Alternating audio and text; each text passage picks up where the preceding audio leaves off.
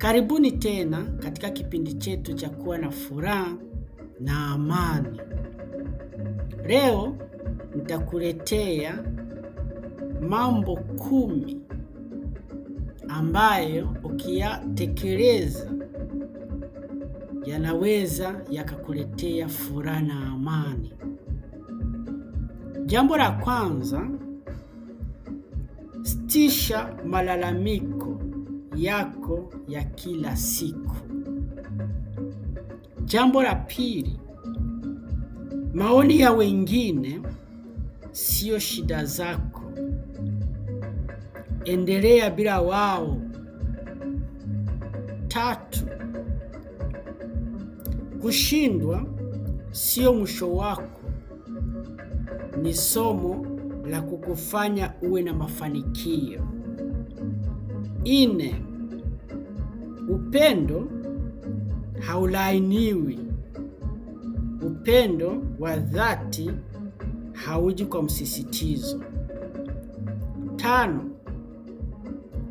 ukiishi maisha ya kujionyesha na kujisifu, unamaliza nguvu zako za nishati mwilini.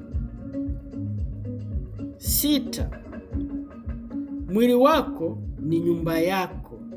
Ishike vizuri na uilinde. Ukila chakula kizuri, mavazi mazuri, uoge kila siku na ujipake mafuta mazuri na manukato pia.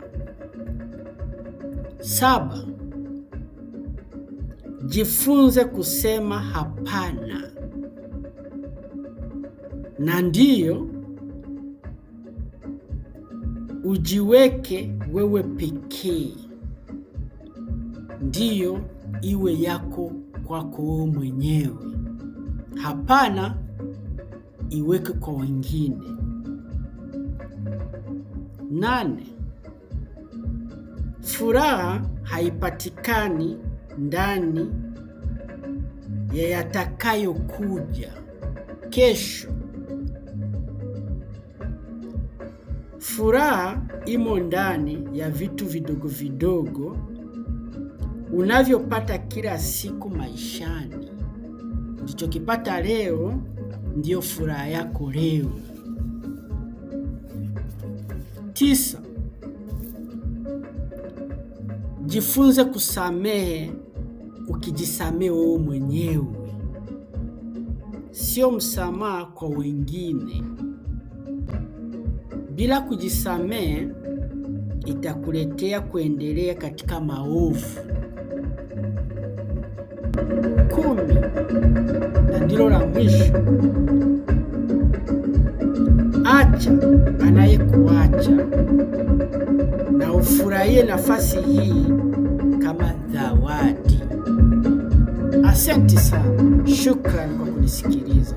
Tuonane tena baadaye.